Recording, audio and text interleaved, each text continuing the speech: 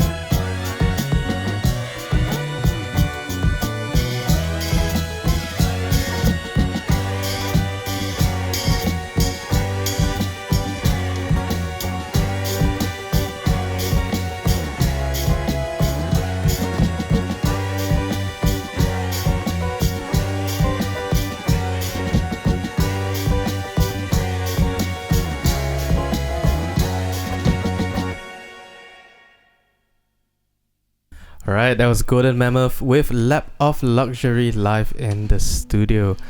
Bro, could you tell me more about the song? Why is it called Lap of Luxury? I wrote this song when I was really questioning myself on how do you make it? How do you really make it? So it's actually an observation of making it while using a shortcut. I got the riff from a forest retreat. So it was just me and an acoustic guitar by the river, just playing that riff. Yeah, and then it was not supposed to be a dancey one. It was a depressing one, but then we made it pretty dancey. Pretty funky as well. Kind of. So back in the roots. Where do you store all your demos? Is it in your phone voice notes or? Honestly, everywhere. I am very fortunate to be having an iPhone, so I got GarageBand on my phone. Can record demos straight. Can lap guitars, and then also I have some demos in my voice memos.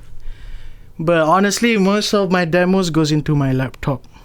That is where the magic happens. So it's the laptop that you cannot afford to lose. Yeah. Before we let you play another song, just want to find out more about the new album. Maybe we can talk about your recent music videos first. Glaia's Touch and Lap of Luxury. The music video kind of looks like a bad acid trip, but in a good way as well. Was that the idea? It has a deeper sense of meaning to it rather than just there to, visually strap yourself. But yeah, you could say that it's kind of something that goes wrong in your journey. Yeah. So who did the music videos? For Lap of Luxury, we had our friend called Omar Kasturi. He does 3D designs. He does a lot of graphic designs also. So he basically wanted to try experiment on music videos using 3D models. So I kind of agreed to it, and we were like, okay, let's just do a music video based off your 3D model. And it was basically a room with full of textures around it. And then the other one was done by this animator in US. He's called Dex Norman. I kind of got him through email. I kind of emailed him because I'm a fan of his work. And then he said he's down to work with Golden Mammoth. So we kind of did Glaia's Touch. Do you personally prefer music videos where the band is in it, or honestly, music videos where the band is not in it? Honestly, I don't prefer to be in the music video. But we kind of live in Malaysia where people wants to see the face of the musician. So yeah, I kind of have to be in it next time. I mean, I've got a lot of people complaining, saying stuff like, who are you guys? Like we don't even know you. But it's best to keep the mystery going sometimes, right? Yeah, that's kind of my dream. He looks like he has something to add. No. He always has something to add. It's good. Back to the new album Skyscraper Towards the Sun. I know the writing for the album started like way back, like even like just now the song Level Luxury, you said it was written 2 years ago. Yeah. And even the listening party was in 2018. Wow. Right. Yeah. So but how is it like testing out those new songs on the road? It was pretty fun to see all these different expressions towards your song, honestly, because I think people would expect, I think every time we play a show, half of the crowd wouldn't know who we are until they actually watch us, so they don't really know what to expect. So when I wrote Metaphoric, it was really a bedroom experiment music, so it's not really music for live performance, So with Skyscraper, I think I tried to alter it for people watching it live. So I think it's kind of it was kind of a weird experience because we had slow songs and then we had super funky rock songs where people could just dance, and then there's few songs where people just stand up and look at us creepily macam Merdeka punya lagu kan. Tapi it was killer, But I would say I kind of regretted playing the whole thing live. Oh, why? Because people already know how the songs people kind of already know the songs. It's like I feel like we're this new band who just came by and here's our stuff, then we'll release this in few years. Yeah, that kind of stuff. Were there any songs that you guys played live but then while playing live, you guys realized that you guys wanted to change up some parts, and then in the album, it was totally different. Yeah, that was a lot. Especially this guy, though. Because I was already set on my mind that, okay, this is how I want it to be.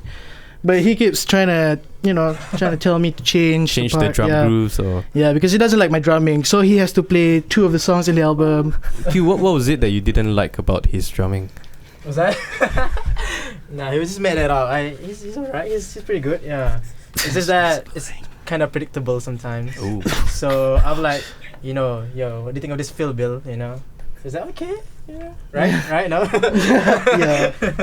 Yeah, basically that. I thought it was going to be released like in 2019, but here we are in 2020. Hello. It's finally being released. Yeah. I'm happy for that. But what took so long? Because at first it was supposed to be a self-produced thing, but then we got in contact with Michael Badger, the engineer who did King Gizzard. So I was pretty excited about that. So we sent all the tracks to him, and it took him about a few months. So we thought 2019 is a good time. But then by the time everything was settled, it was like October 2019.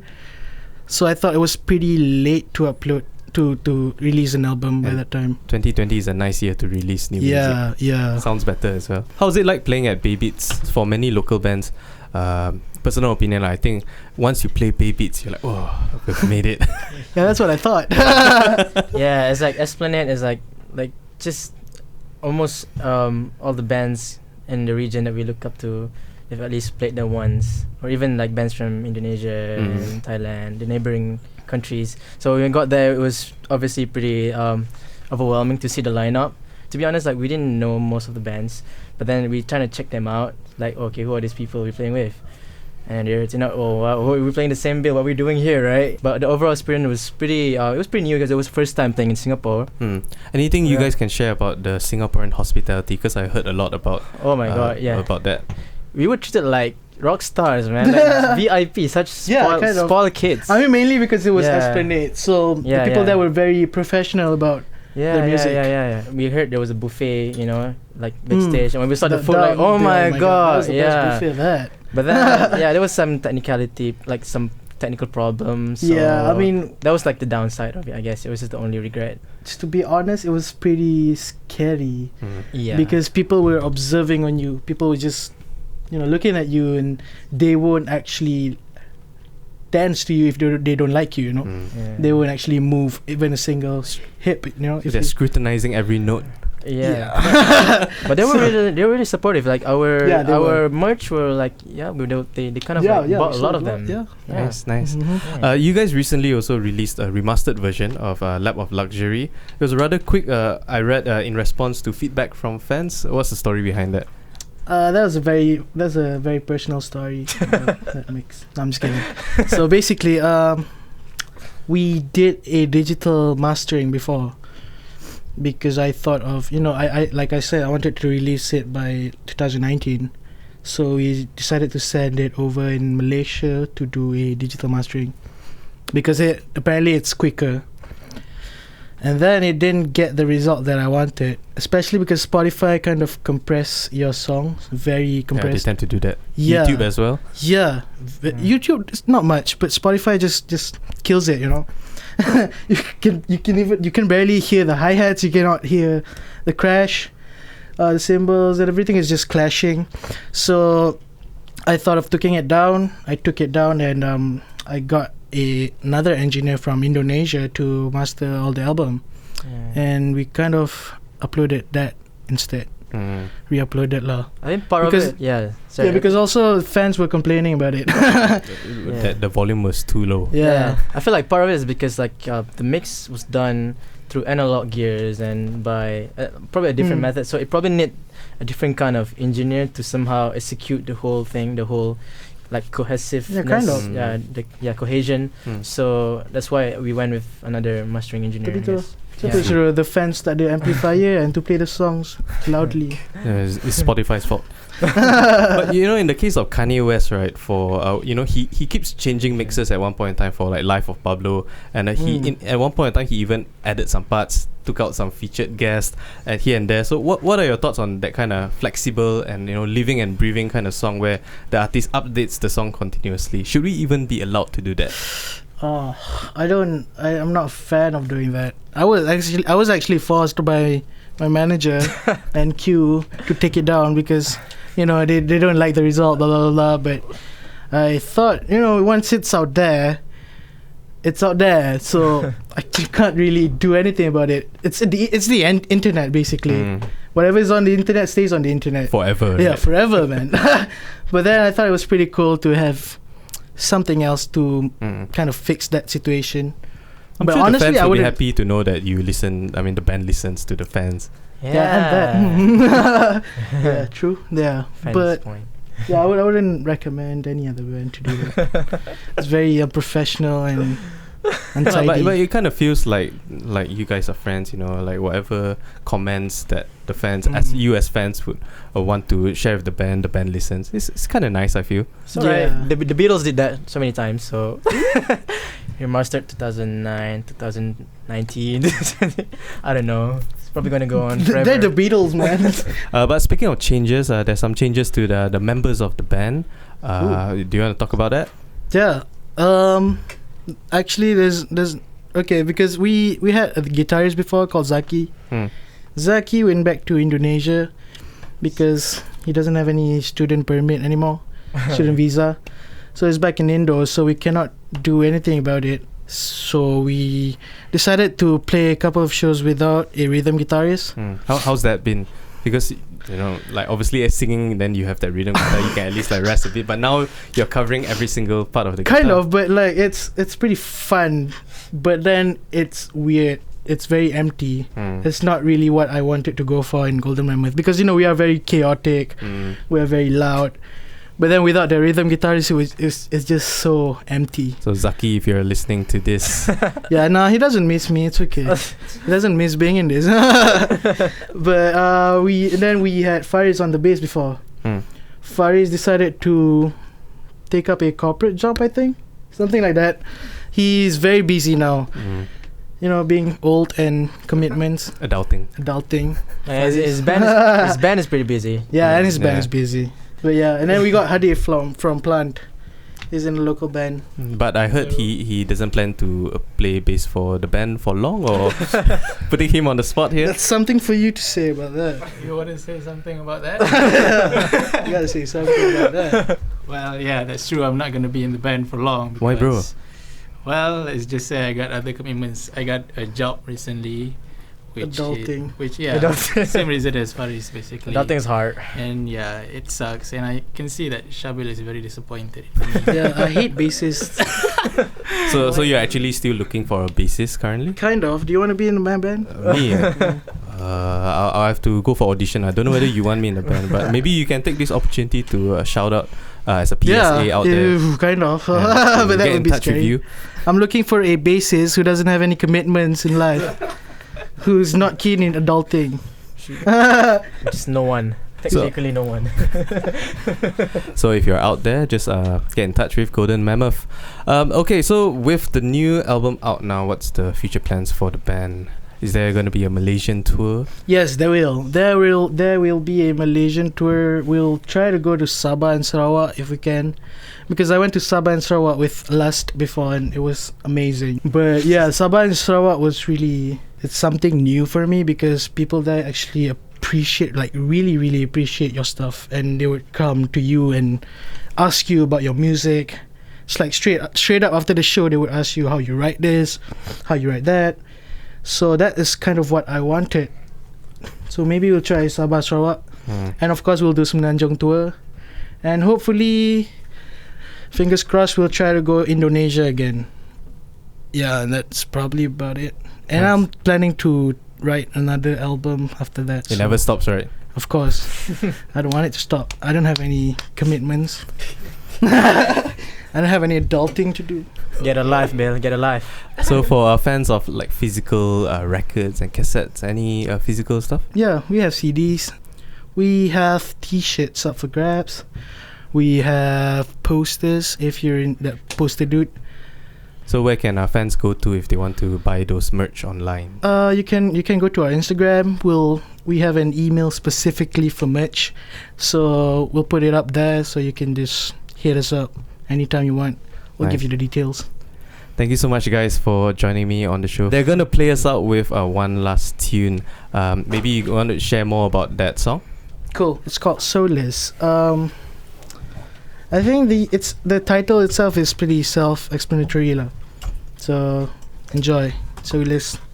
All right, Yeah. here's the tune Solace from Golden Mammoth. Hope you guys really enjoyed today's episode. My name is Off Knitting, leaving you with Golden Mammoth Solace right here on Wavelength BFM 89.9.